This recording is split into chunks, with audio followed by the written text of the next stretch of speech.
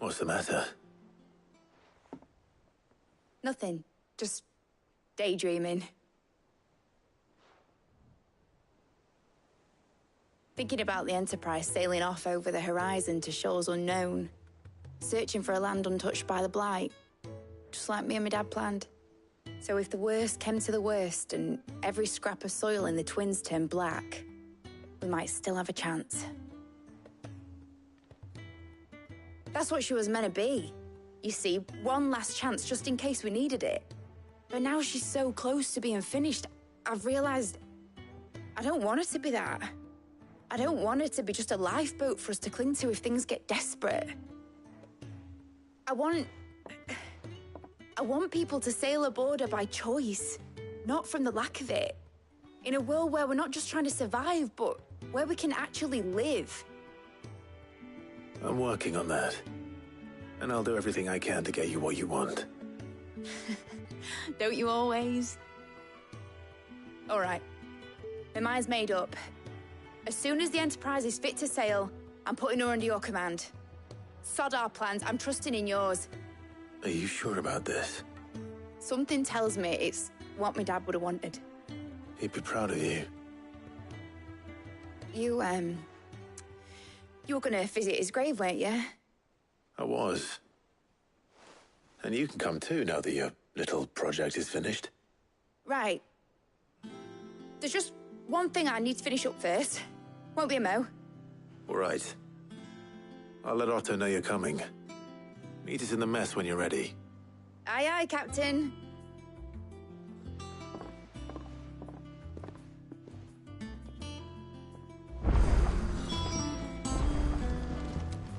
Mid told me she was building a ship.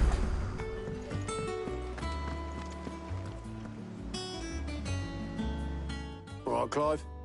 Asterix. Mid finished sending half the hideaway traipsing across the Twins, has she? I swear, that girl'd do anything to put off visiting her old dad's grave. No excuses now, though, eh? Not quite. She said there was one final thing she had to take care of. I'm sure she'll be finished soon enough. She said that? In those words? She did, yes.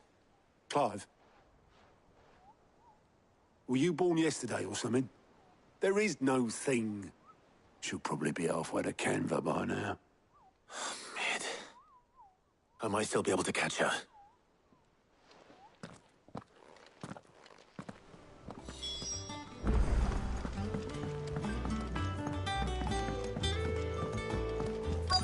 Is that the thing Toes helped with? Obelus, have you seen Mid? Yep. In a boat, going that way. Then I'm too late. You in a hurry and all, are you? Oh, I offered to take her across, but she wouldn't wait. Just paid for a dinghy and rowed off. Oars going like the clappers. Got some life in her, ain't she? But anyway, I was on my way up to see you, as it happens. Got a letter for you. Urgent, by the sound of it. One of your uncle's men said I was to hand it to you in person, post-bleeding haste. And you're here now. Thank you, Obelus. Don't mention it. What tidings, Uncle?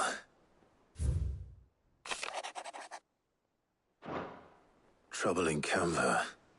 Well, I'll need someone to keep an eye on Mid.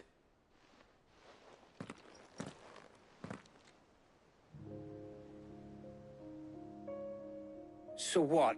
Mid got us to do all the dirty work and then just sailed off into the sunset? It, seems that way. Well, nothing we can do about it now. But next time you plan on visiting Sid, you might want to tie her to something before you suggest it. Ah, don't be so hard on her. Got to admit, the dirty work was kind of fun. Everyone pitching in, all that bollocks. Just like when we built this place. You're right. Anyway, we all set to head to the old hideaway. I could do with getting to Canva pretty sharpish. Wouldn't do to keep Lord Rosfield of the Seven High Houses waiting now, would it? Not after he asked for me personally. Gav will be leaving with me. Will you mind the place while we're gone? You can count on me. Just be sure to give Sid and the others my regards. All right. Oh, by the way, Jill will be joining us too. She's got some things to take care of, but she'll meet us there. I hope she's telling the truth at least.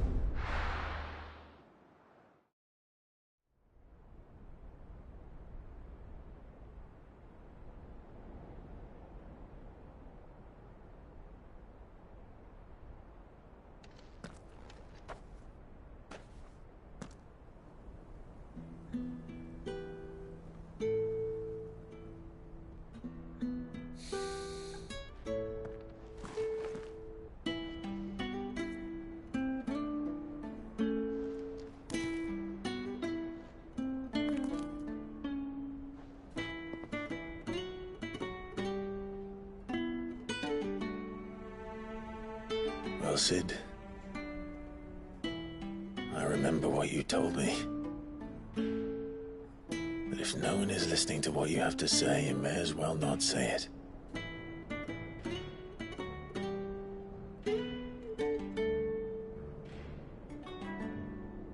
But I will say this, old friend.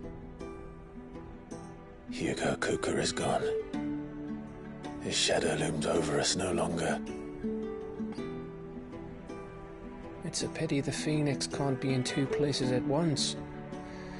If he'd have been with us, maybe he could have done something for the lost. Not even the Phoenix can bring people back from the dead. Life has a beginning and an end. So we must live while we have the chance. And not as slaves to the crystals, but as free men. May we join you?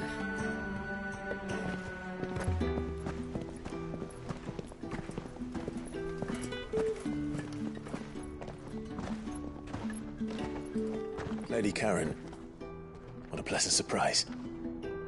I thought I'd drop by and see how you were all doing before heading off to restock my supplies.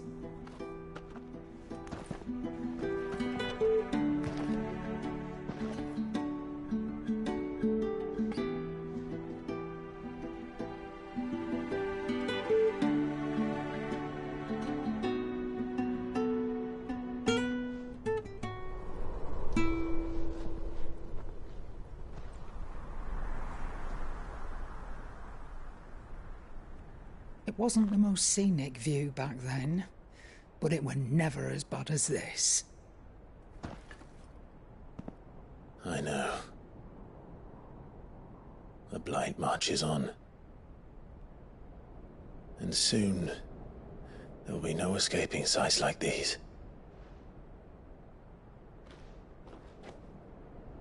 So our mission remains unchanged. We cannot stop until every Mother Crystal is gone, and their thirst for ether with them. The only one that remains in Storm is Drake's Tail in the Crystalline Dominion. Our next target. We're going to Twinside. It's the capital of the Empire these days. I wouldn't like to think how tightly guarded they've got the place. Not that that'll stop you, but we do well to scout it out before you go charging in. We would indeed. If you're off to the Dominion, you can take this great lump with you. Goods. Oh, I am sorry. Have you forgotten you're the most wanted man in the Twins? I thought you might like to disguise yourselves as the attendants of a travelling trader, assuming you've no better ideas. You wanted to buy yourself some tools, didn't you? Well, now's your chance. You're letting me me go with them. Oh, thanks, Nan. Stop that! You'll break me bones, you great galoot.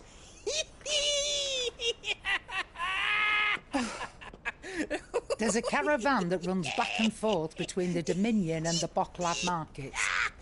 It's managed by the Merchants Guild. Just show them Goots' traders pass and you'll be on your way.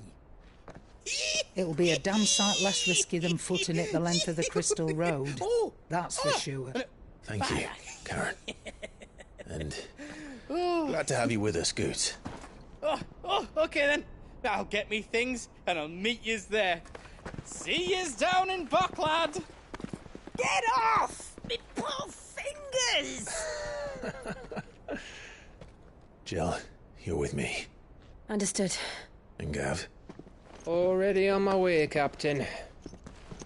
be careful. Aren't I always?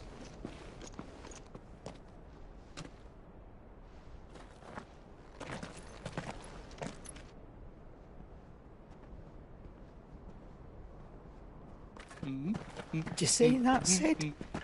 Your protege's making a proper little outlaw of himself.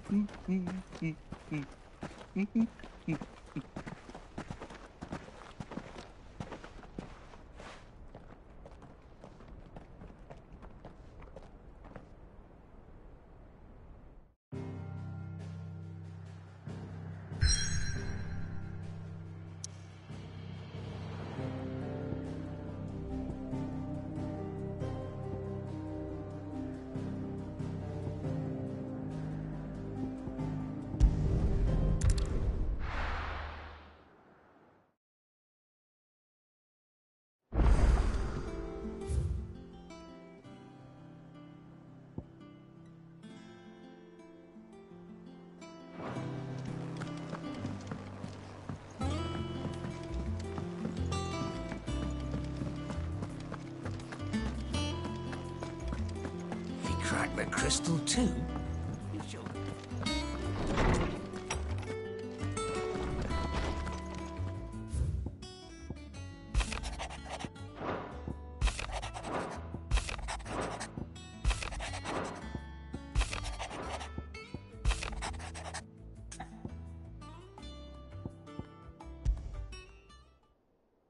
Trouble with the ledgers.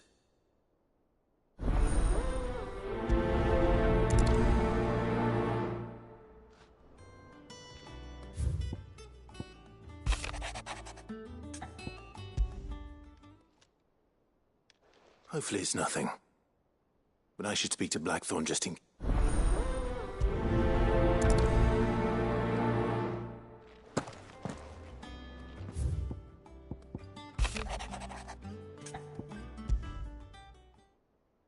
What could be wrong with Torgor?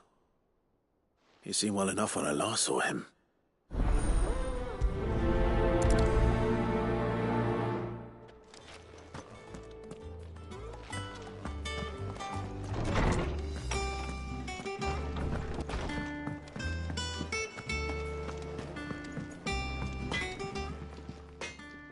Blackthorn, do you have a moment? Not really, no. This won't take long. I just wanted to ask how you're getting on. August was worried about you, and you might still be doubting your craft, even after learning the trick of that cuirass. Is there something else weighing on your mind? Perhaps sharing your thoughts might help. That bastard's like a dog with a bone. Still, he's got a keen eye, I'll give him that. He's just, well, Karen showed me something. Something I've never seen before. And that was? A sword. An odd-looking thing with a single-edged blade. The metal itself wasn't anything to write home about, but fuck me, the edge on it. You could slice a man clean in two with a weapon like that, and he'd be halfway home before he even realised he'd been cut. So that's what's troubling you? No. Not troubling me exactly. More distracting. Can't stop thinking, how do you get an edge that sharp? It's driving me mad. And if you knew how to do it, we could arm the curse breakers with even better blades. That That's about the size of it, yeah. I'll see what I can find out. Sharper swords are always welcome. And we can't have our master blacksmith being distracted. You're a soft touch, you know that. But I can't say I'm not grateful for it. Good luck, eh? Thank you. Let's see what Karen knows about this sword.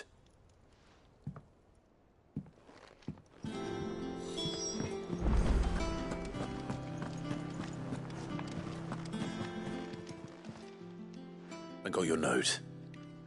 You think something's wrong with Torgal? So you can read. Congratulations. But I didn't say I were wrong with him. I said something weren't right. He's not been eating me treats. He used to love cracking the bones from Molly's boiled brown, but now he won't so much as look at 'em. Didn't like him. Which is why I'm of a mind that his mind's on something else. You've not been working him too hard, have you? No harder than usual. Is that it, boy? Do you need a rest? What was it you said he was? A frost wolf? That's what the lawsman seems to think. Then maybe this all has something to do with whatever it is that's woken inside him. I suppose things have been different since Rosalith. Perhaps Hippocrates knows something. Instead of everything, you mean? Perhaps.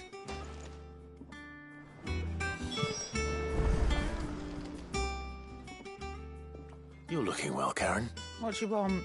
Out with it. I want to know about the sword you showed Blackthorn. Single-edged and extremely sharp. Running around after him again, are you? I suppose I am, yes. But I need to help him find out how to work an edge like that.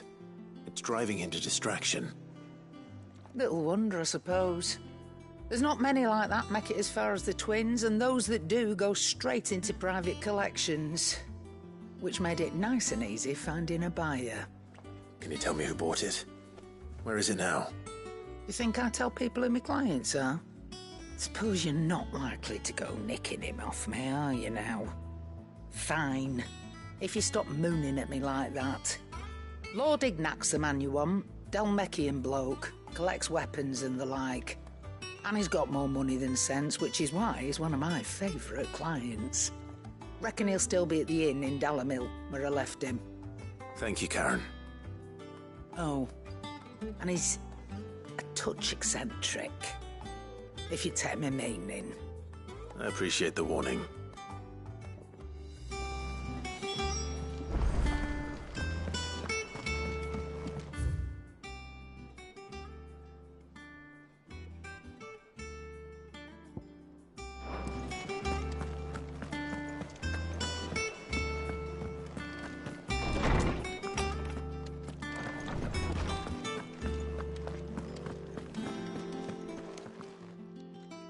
Lawsman, I need to ask you about Torgal. Something's not right with him. He isn't ill, is he? I don't think so. But according to Lady Karen, he seems to have lost his appetite, which is certainly a new development. She says he's hardly been touching his bones of late, and she believes it may have something to do with what happened at Rosalith Castle. I rather think she might be right, though not about his appetite. All canids are instinctively inclined to crack open bones for the rich marrow that resides within, and I see no reason why a frostwolf should be any different. Accordingly, I suspect it is not a lack of appetite that afflicts Torgal, but a surfeit of it. If we assume that his newfound magics require additional nourishment to sustain, it may well be that the bones Lady Karen is accustomed to frostwolves after all, habitual as to where... I don't recall. And little one, the last... Even so. Good hunting.